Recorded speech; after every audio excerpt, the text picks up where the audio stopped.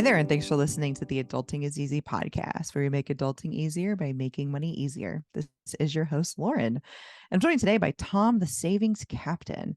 Tom had a 30-year career in financial services as an advisor and leader with several large investment and stock brokerage firms. Tom holds several FINRA licenses and his CFP designation.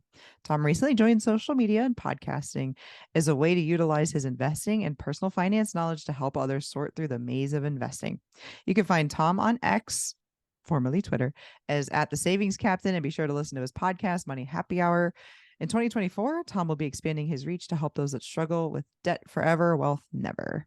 Thanks for joining me, Tom. Lauren, no, the thanks is all mine. Thanks for having me. I have a bucket list item crossed off the list, a guest on one of the best podcasts out there, and definitely the best interviewer out there. So the honor is all mine, Lauren. You are too sweet. And you probably saw my tweet that was my favorite compliment. So good job. All right. Hearted compliment. Seriously. Before, as we were getting to know one another, I was like, holy cow, this person is just a great interviewer. Well, thank you. Thank you very much. I'm blushing. Which, by the way, guys, you can see my blush if you want. It's on YouTube at Adulting is Easy. Okay, so our goal for today is to make adulting easier for listeners by discussing a personal finance topic, since managing money is a big part of adulting. So today, probably listeners can tell from your bio, Tom, that we're going to talk about financial advising and planning. And that's actually my first question is like, what's a financial advisor? What's a financial planner? I think they can be one and the same, or they can be two completely different things. When I think of a financial planner, it's like a person is going to look at your whole financial picture, or at least a good one. And if you are going with a financial planner, go for an accredited one, someone that actually carries the marks from the Certified Financial Planning Board. It's a pretty rigorous test. There's a lot of continuing education in on it. So I always say, if you really care about your money, care about it in a way, and try to go for the best of the best. So which one of those would actually like put your assets under management? I think both of them would be clawing for your assets. A financial advisor certainly would want them, but you could also be a financial advisor, as in your title would be a financial planner or certified. But, to my earlier point, you'd probably, if you really want to have your assets managed by a professional, it's just like any kind of professional that you associate with, right? Who do you feel comfortable with? Who has your goals in mind? But I'd at least start looking for, when I had to have a person do my taxes, when I've had complicated tax filings, which I think soon I'm going to need that again. You can walk into an H&R Block office, but is that really who you want? Do you want a tax preparer that just comes out once every season to start doing taxes?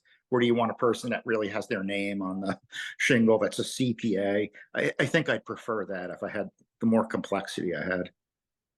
Who do you think should have just full disclosure, I don't have a financial planner or financial advisor. I did get the graduate certificate in financial planning from Boston University, which theoretically would prepare me for the CFP exam.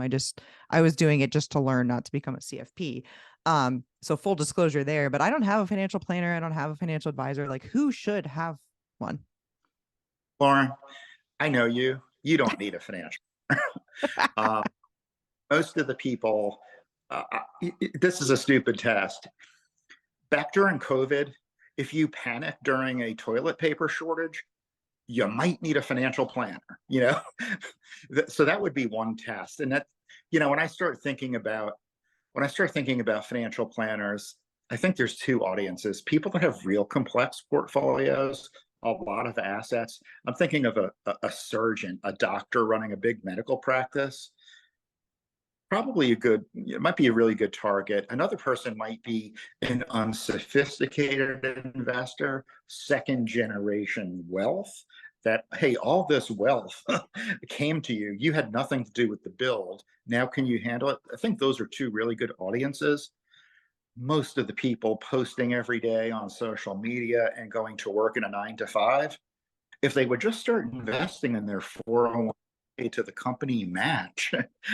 If they would put 10 or 15% of their paycheck away, that could be the first step in being your own financial planner.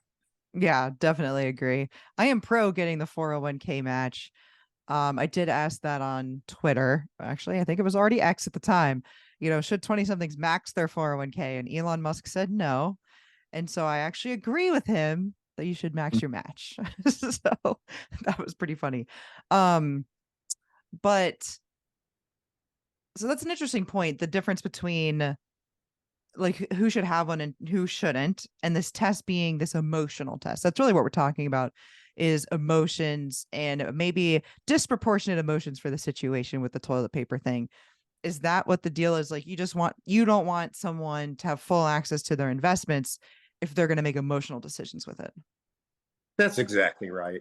That's why I use that metaphor. I mean, that's exactly right. So we heard in your bio that you have FINRA licensing and you have the CFP designation. Can you talk about what goes into those? I just want people to understand when they're seeing or hearing these things, what that person has accomplished. So I worked in financial services, like you said, for 30 something years before I left the industry, about February of this year. So during that time period, FINRA will license you. They actually oversee member brokerage firms, people that actually safeguard, safekeep your stocks, bonds, mutual funds, ETFs. And you've got to get licensed. The most common one is what's called the Series 7. That's a general securities license. And then if you get a little bit more specialized, like if you're supervising other people, you have to get another license called the 24. Mm. If you're advising on assets and not a certified financial planner, you might need something like a 65 or 66.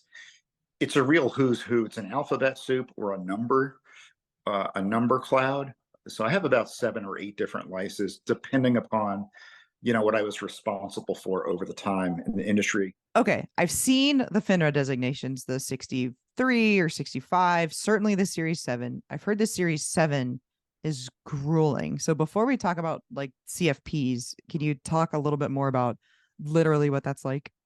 The Series 7, Yeah. I mean, I don't think it's grueling. You've got to study it. Let's put it this way. I think you need a 72 now to pass. Maybe it's a 75. Okay, it's 250 questions roughly. 25 don't count, but you don't know which ones they are because they're getting like a test pool in there. Yeah. The national score is like a 68. So the national averages, people are going to fail that test. But it's just like preparing for any of these certification exams. 60% of the people probably pass. So if you just do what those 60% do, you're going to be fine. I passed it back in the day, studying for it, coming off the street, thinking I was going to make $100,000 my first year in the business, which I almost did. It was like year 2 going into year 3. But I did that, studied for 2 weeks with no online test taking. It was basically a used Series 7 book and then sat for the. So it's not grueling. I think in Okay. today's day, it's a person can pass it if they put themselves into it. And what about the CFP? The CFP, I forget, I took that about 12 years ago, and I remember that's a little bit more different. I think only it's something a small number, 25% of people pass on the first go. But the weird thing there is if you don't pass the first time, it's even less likely you're going to pass the second time. Yeah. Yeah, that makes sense. And It will. then from what I recall from the program I was in, it was a remote program from Boston University that I did. From what I recall, you also need like a bunch of hours to actually become a CFP. Is that right?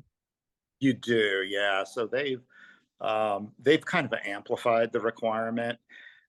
You need a certain number of hours, demonstrated hours related to financial planning or the industry. And you also need a 4-year degree now to even qualify for taking it. So the Oh. two big filters they put in, maybe 2015, give or take. What do you think about those filters? I think I think it's pretty smart because um, when I think about anytime you get a degree, like if you get a degree from a 4-year university, don't you want like where it's from and maybe what it's in to hold some value? Isn't that half the problem with the whole student loan crisis? You went to Yeah. school and you agree with not much value. So I would say if you're going through that much work, I think it makes sense to have a little bit of barrier entry in there. Yeah, that's interesting. That makes sense.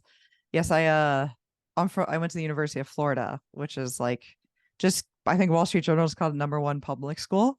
So I'd like to put this out there so that everybody knows that even though we've got some sports teams and what have you, #1 public school. So it's a very good degree. I'm just gonna put that out in the universe right now. Can I do a plug for my alma mater? Sure, of course. Right. That Wall Street article too. I went to Clemson, as you know, Lauren, and they rated us the happiest school. I don't know what that's. I guess happiness has got to be worth something. Okay, yeah, that's good. Dividend Hero, who I had on recently, 2 years ago actually. So episode 64, Dividend Hero, Ross came on and he went to Clemson. So we have a lot of college football conversations, he and I. But he's obviously Clemson's been doing a lot better than Florida in recent years. We're having He and I talk each other down from the rooftop on weekends these days. It's been a tough season. Yeah, yeah, early on that was really bad. Okay, but I digress. So thank you for telling us about the financial advisors versus financial planners, FINRA, CFP. I wanted to ask about what you think as someone who's been professionally in the personal finance space for 30 years with licensing and things like that. What are your thoughts on personal finance social media accounts? Um, you know, when I think of social media, when I think of the internet, things can be bad and good both at the same time. It's not a, it all comes back to what are you doing with it? How are you using it? Right. So even before social media, you could have been investing, right? You could have been talking to other people, but how were you investing, right? Were you, chasing, and believe it or not, before the internet, there was day trading. It cost a lot of money, right? People would trade stocks. That's not really investing or investing long term. So social media, I think, can kind of amplify that. We saw that the ugly head of that a couple of years ago with the whole GameStop and the meme stock debacles. Yeah. Well, I don't think that's the best look that social media provides for investing, but I'd say it's not investing that has the bad name there. It's the person using it for their investing. So that's my thought on it. I'd say one other thought. There's a lot of bad advice on social Yeah. media. 401ks are scams. There's a whole list of things like that. Uh, you can beat the market by doing this. When you start hearing that, I think those are just kind of those are probably just life skill filters in my standpoint. You almost have to have a life skill to say, wait a second, I might be vulnerable here, but wait 1 second. I wasn't born yesterday. It doesn't seem, if it's too easy, there's probably something suspicious about it, right? How can people filter bad advice from good advice? I mean, there are some social media accounts out there that look very legit and sound very legit, but if you know a little bit about personal finance, you're like, oh my God, this person doesn't know anything. So I would say don't use social media as your starting point, right? For investing. Hopefully you're reading some reputable published books about Mm-hmm. investing. I'm thinking people like who I think is one of the greatest people when it comes to investing is Jack Bogle, the founder of Vanguard. Very fortunate to have known and met the guy. The guy's the real deal. He keeps it simple. He's the everyman's financial advisor, in my opinion, right? He was the father of index funds. Start there. Make that your template. So this way, when you go to places like social media, you have a blueprint of what investing looks like. and can filter it out. That's huge. I love that. That makes so much sense. Keeping on the social media track here, do you think that social media personalities should be held accountable for giving bad advice? Mm. I'm Well, one of the main reasons I did leave the financial services industry was believe it or not, there was just so much regulation that I had to deal with, Lauren. In my last in my last role, I had 52 either weekly, monthly, daily, or quarterly reports that I had to certify on. So Oh it my was God. that Wow. it got to be too much internally. So I say that to say this: when I hear the word, should they be held accountable or regulation, it becomes a bitter pill because I saw the good intentions of regulation, Yeah. but I also saw the nonsense of it. So when you say, I'm going out on X right now, and I am just going to go check well, it's not the timeline, the for you, the things that are coming up. What advice, if something comes across a timeline, um, we'll pick one of X's favorite stocks of the day. Lately, it's been Realty Income Corp. It's a buy here. I don't think that person. That's just that's just overhearing someone talking at the bar, in my opinion.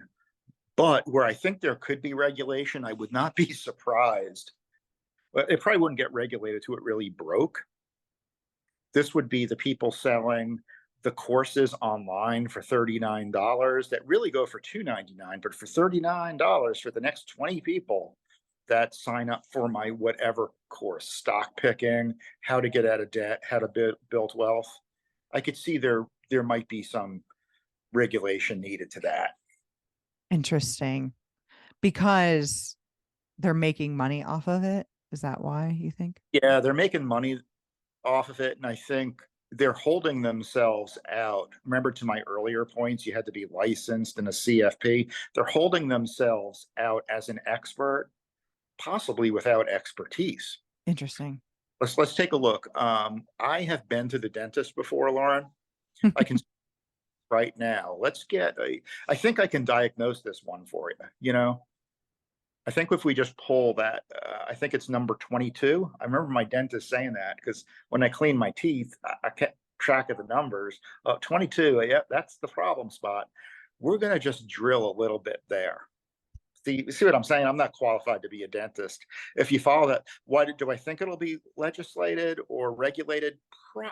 Possibly not. Financial regulation, in my opinion and my observation, goes to where the biggest problem is: when a bank fails, when Sam Bankman Fried runs off with billions of dollars. That's where it will come into these one off, um, $39 courses. I don't know. I don't know if that would be, if there'd ever be enough noise to justify it. Right. Okay. That makes sense. All right. So switching gears, you've been in the personal finance professional space for over 30 years. Now you're podcasting. How do you like it? I love it. Thank you for. So I started the Money Happy Hour podcast just about 5 months ago. I've got 30 something episodes under my belt. And Lauren, I'm really excited. Yesterday we hit it. This is a small milestone. I know you're much further along in the journey. Yesterday we had our first 30-day period where we had 1,000 downloads, on a rolling 30 days. Yep. Yep. I remember. It's like investing. That first $100,000 is, Yep. it doesn't mean you're wealthy or rich, but it was so much work. I've enjoyed it. I've enjoyed it in the sense that, yeah, I say when you get your first few episodes in, and even your first year, you're kind of developing and what it really is going to be. And what I've really enjoyed this turning into is I do a weekly episode where, I interview like a person like yourself, a successful person, kind of an inspirational story, like how you got started. And I think that provides, like what I was talking about earlier, a blueprint for people. Um, the other thing I have started doing is, if I just have a hot topic that I see a lot, being mentioned in the news or on Twitter. A couple of weeks ago, it really got under my skin because the whole Dave Ramsey piece that he makes, that it's easy to earn 12% a year investing in mutual funds. I just stood an episode of kind of like why that doesn't make sense, how it's misleading. I overall like Dave Ramsey from a debt management standpoint, Absolutely. Yeah. but then I also close with don't get lost in the message. Don't kill the messenger here, Dave Ramsey. If you make 8% investing in mutual funds, just listen to the message. Well, yeah. Well, Dave Ramsey ended up saying that. Yeah, like you're gonna make 12% per year, and he did like act like that was easy. He did say, "Well, if I'm wrong by half, you still do well." I'm like, then run the numbers at 6%, Dave. Like, come on. You're right. That was upsetting. Really, So, it was. so I'm glad to do that. We got big things coming for 2024, Lauren. Once we hit this goal, we're gonna amp up a couple of other touch points. What I really, really want to do, and kind of why I got into this whole bit. That's good. Yeah, I'm excited. That I'm looking back at your bio. This is the dead forever, wealth never thing. Yeah, yeah, that's kind of a tease of what it's going to be. Um, so my real passion is I think there's a real big total addressable market here. It's not for the people like maybe you or I that have designations, certifications, and portfolios. It's for the people that have debt or they just don't know where do I put that first dollar to get started. I'm never going to reach that in the social media space that I'm currently on. That's a bigger market I want to serve, um, starting in 2024. Yeah, in the personal finance, social media sphere, I guess it's easy to focus on investing and what should I do, but there are steps before that. A house money media, we call that like you're not a season one investor, you're a pre-season investor. There's stuff that you got to do first. And I think a lot of that does get ignored. Do you have bad debt? Do you have bad credit? Do you have an emergency fund? Are you budgeting? Do you know where your net worth is? Do you know what your goals are, where you want to go? There's so much stuff that we sort of ignore that I think is really important to be talked about more. So I'm glad to hear that. You know what I think is ignored? Hmm. Uh, Even sometimes the messaging that we use on social media, almost ostracizing people that might have student loans or credit card debt. Yeah. If X has 500 million users and there's 40 million Americans that have student loan debt, wouldn't some of those audiences crisscross? I'm Yeah. afraid some be ostracized that. Like, who's going to come out and say, "Oh, I've got student loan debt. I have $150,000 in a humanities degree, and I I'm working." know. Who's going to post that? But they're out there. So my Yeah. other that I'm going to start is it's a safe space, right? Don't alienate those people. Bring them in. No, that's interesting too. There's a lot of what separates the rich from the poor. Using one word, what separates rich from poor. I try to never say poor. I don't know like what it is in me, but there's just such a negative connotation, and it could be like you're just not rich yet, or you just haven't started yet, or you're pre-season, if you will. There like yeah, there's too much negativity around things that we're blaming people for decisions that they made, that they did the best they could with the information they had at the time. That's really unfair, in my opinion. It is. It's a lot of posturing when we talk on X. It reminds me of very non-competitive high school football league I played in. It's pregame pep talk among the team. Yeah, we got this. This is good. We're gonna, you know what I'm saying? That's all it is. Yeah, It's us pumping our other teammates up. Ain't really helping anyone else out. exactly. I know. Necessary evil, though, to do some of that to get the following so you do reach some of the people with some of the other in between messages. It's kind of an interesting conundrum. It is. Well, Tom, is there anything else you'd like to add before we wrap up? I do. I've. I tell you what. I have even more newfound respect for you. We are about personally. I stood up a pod on this yesterday, documenting my journey. I have been called. This is a great example. I've been keeping track of my journey. My wife and I are about to downsize from a 5,000 square foot house, a lot of appreciation, and a very low mortgage and a 3% interest rate. We're going to go live mortgage free. We don't need a 5,000 square foot house. Can't keep up with it. Don't want it, and then use cash to buy a rental property. But I'm saying all that, I have got there's so many ideas on the housing front. Why are you doing that? That's the dumbest thing. Why don't you go buy something else, rent it out? I'm like, dude, it's personal. I'm not looking to add real estate complexity to my life. So I have got even more respect for you and some of the great people at House Money Media. Like, just, and this is my personal residence, navigating the real estate landscape, lining everything up. I was held victim all day for 3 trades to come through the house. They don't come at the right time, but then they all come together and I'm running around. It's like, and this is my house. I couldn't imagine if I had to run cross town, meet one person. There's a lockout going on. I respect you, Lauren. God bless you. I I, don't know if I I I said I'm appreciate that. We talk about this a lot. Um, when you've done, say, $100,000 renovation with somebody and you call them 2 years later and you got another project for them, they pick up the phone and they come and they show up. So there's just so much economies of scale when it comes to just like the networking and the people that you know. After on the first deal, second deal, these people don't pick up the phone. Maybe they don't show up. You don't even know who to call in a lot of cases. By the time you yeah, have 10 properties, they answer when I call them. So there you go. When you get to 10, it'll get easier. How about that, Tom? I don't know if I can make it. And you don't have to. Do you know why? Because you're not me. And you do what works for you. Okay. How's that? I like that. I have 11 stocks. They take good care of me. There you go. That's perfect. I love it. All right. Well, let's end on that. Why don't you tell people how to get in touch with you? Awesome. So you can follow me where I'm most active is on X at Savings Captain.